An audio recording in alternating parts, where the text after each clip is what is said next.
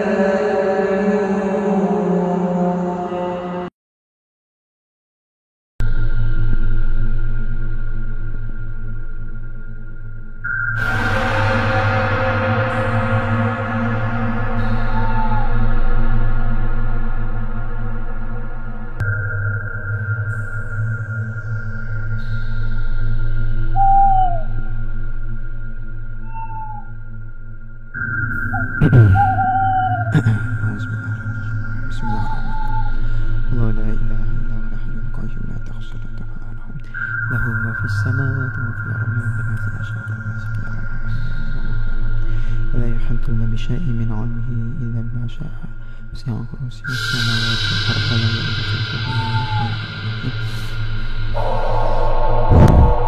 Hai, Assalamualaikum. Apa khabar dengan tim bangsa-bangsa Juzairi? Bangsa-bangsa pula.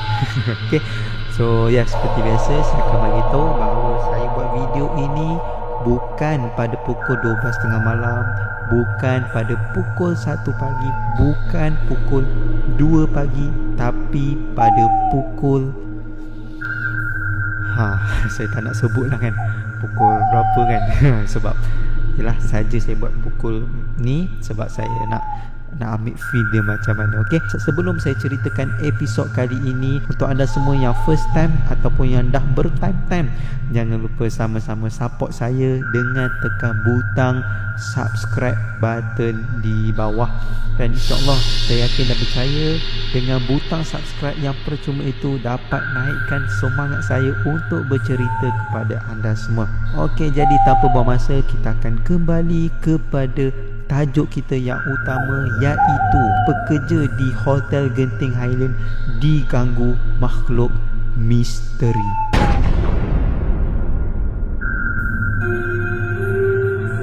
Tak lain dan tak bukan, Genting Highland adalah salah satu tempat yang sangat-sangat popular untuk dari segi pelancongan dan sebagainya. Tapi sebenarnya ada kisah seram di sebalik yang berlaku di salah sebuah hotel terkemuka di Genting Highland.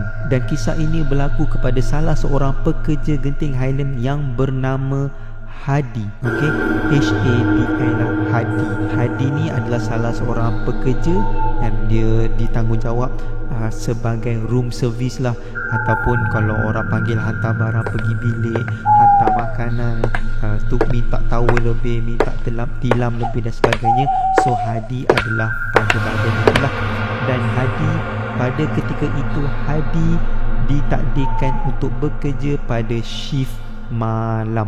Dan biasanya kan, saya sebagai pengalaman sebagai seorang, orang panggil pernah kan, sebagai seorang room service juga, kalau shift malam biasanya masuk pukul 9 malam, lepas isyak macam tu, balik pada subuh keesokannya jam 6 atau 7 pagi. Dan pada malam itu kebetulan Hadi bekerja seorang diri sahaja pada shift malam.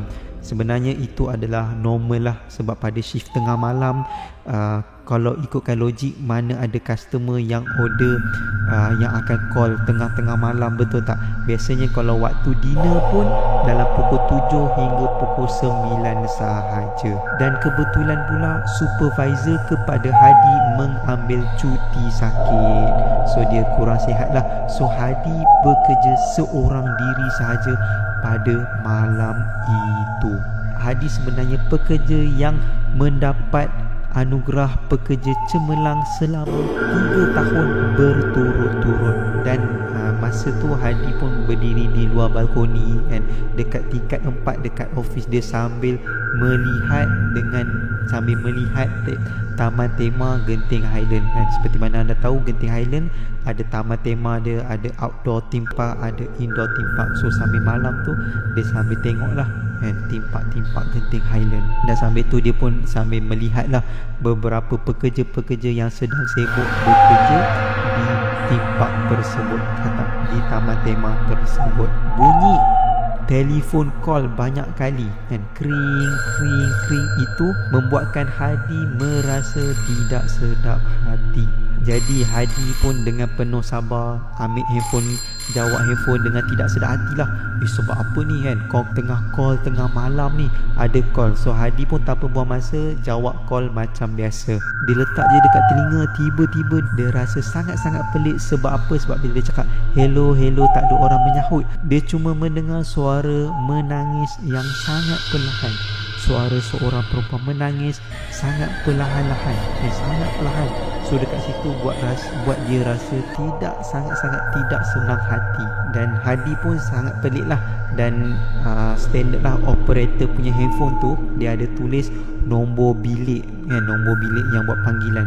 So nombor bilik tersebut adalah 3318. Dan bila dia tengok nombor 3318 pun dia tanyalah, hello, kenapa ni, ada apa-apa yang boleh saya bantu ke semua kan. Apabila dia tanya semua tu, tidak ada satu pun jawapan yang diberikan oleh pemanggil tersebut, melainkan hanya suara tangisan yang amat perlahan. Dan Hadi pun tiba-tiba rasa jantung dia sangat-sangat mendebar lah. Dia rasa macam, apa hal ni, mesti ada satu benda yang berlaku ni. So tanpa buang masa, Hadi mengambil master key yang pekerja hotel memang boleh buka semua bilik di hotel tersebut. Yelah, sebagai seorang pekerja mesti ada master key lah yang ada kelayakan untuk access in case ada apa-apa yang berlaku. Walaupun tindakan untuk masuk bilik seseorang tanpa ada sebab menjadi kesalahan, tapi beliau tak kisah sebab beliau rasa benda tu adalah emergency pada ketika itu, di mana niatnya hanya untuk nak bantulah. Ialah ada orang dengar orang menangis dan dia perlahan-lahan dia buka pintu. Dan perlahan-lahan dia buka pintu. Dia buka pintu, tiba-tiba bilik itu kosong, sunyi, lampu tertutup dan tiada orang. Dan perlahan-lahan Hadi jalan dan buka suis lampu. Memang sah tak ada orang di bilik tersebut. So dekat situ Hadi tiba-tiba tersentak dan tertanya-tanya, siapa yang call aku tadi tu? Kenapa dia call aku ni? Bilik ni tak ada siapa. Dan dia tengah fikir sambil tertanya-tanya tu, tiba-tiba baru dia teringat bahawa bilik tersebut yang adalah bilik yang diceritakan yang heboh antara pekerja-pekerja yang menggelar bilik itu bilik berhantu, di mana kan ada banyak cerita kisah tentang bilik tersebut. Dan antara salah satu kisah adalah dengar ada orang panggil tolong daripada dalam bilik tersebut, tetapi sebenarnya bilik tersebut kosong. Tiba-tiba Hadi tersentak, tak boleh gerak. Dia umpama dia rasakan ada satu hembus nafas betul-betul di belakang beliau. Dan tanpa melengah, Hadi terus berlari pergi ke arah pintu dan buka pintu. Cak nak cuba buka pintu kan, cak. Tapi tiba-tiba pintu itu terkunci. Secara tidak langsung masa dia buka pintu tu, dia terdengar suara di belakang beliau dan beliau pusing. Bila beliau pusing, tiba-tiba beliau terkejut melihat seorang lembaga yang diselubungi dengan kain kafan yang hanya beberapa meter sahaja daripada beliau. Dan apabila apa yang lagi seram, lembaga tersebut datang dekat umpama nak menerkam beliau. Hadi, pekerja hotel tersebut, dengan perasaan yang sangat-sangat takut, beliau jerit sekuat hati, menjerit sekuat hati seperti orang dirasuk histeria, dan Hadi terus rebah jatuh di pintu bilik tersebut. Secara kebetulan Pak Kasim ataupun Pak Gad pada shift pada malam itu menjalankan tugas jadi security ni Pak Kasim, dan dia pun tengoklah daripada jauh kan, kenapa pintu ni terbuka luas, kenapa ada satu cahaya ni, pintu terbuka luas. Yelah, korang bayangkan koridor hotel kan, satu tu pintu terbuka luas dan cahaya pun keluar daripada pintunya, yang lain semua gelap. Yelah, tengah malam kan, gelap, satu tu je. So Pak Kasim ni pun pelik, kenapa ni? Dia jalan dekat dengan cahaya tu kan. So dia jalan lagi, dan Pak Kasim pun terkejut ternampak Hadi terbaring di betul-betul depan pintu bilik tersebut, bersamakan ada tanah-tanah di sekeliling Hadi dan bau yang sangat-sangat busuk. Jadi pada keesokan harinya, berita ini jadi viral, jadi kecoh antara pekerja-pekerja di hotel tersebut, dan memaksa pihak hotel untuk tutup bilik 3318 itu buat sementara waktu. Dan disebabkan bilik itu ditutup serta-merta, pekerja-pekerja lain semua sangat pelik lah, sebab apa pintu ditutup ini semua. Tapi pihak atasan hanya mendiamkan diri tanpa menceritakan apa yang sebenarnya berlaku. Selepas kejadian itu, Hadi demam selama seminggu, dan pengalaman yang dialami oleh Hadi itu dia tidak dapat lupa sama sekali seumur hidupnya. Tetapi Hadi tetap bekerja keras untuk stay dan bekerja di hotel tersebut sehingga berjaya dinaikkan pangkat sebagai supervisor. Dan setiap kali beliau berlalu di depan bilik 3318 itu, beliau rasa tak sedap hati walaupun bilik itu telah ditutup. Misteri bilik 3318 itu ditinggalkan misteri sehingga sekarang, dan dengar cerita dikabarkan bilik itu telah dibuka semula untuk tetamu yang baru. Jadi siapakah mangsa seterusnya? Jadi itu sedikit cerita kisah untuk kali ini, iaitu salah seorang pekerja bernama Hadi diganggu dengan makhluk misteri di salah sebuah hotel terkemuka di Genting Highland. Jadi jika anda berminat dengan video ini, jangan lupa tinggalkan komen di bawah, dan jangan lupa like, komen, share dan subscribe di bawah.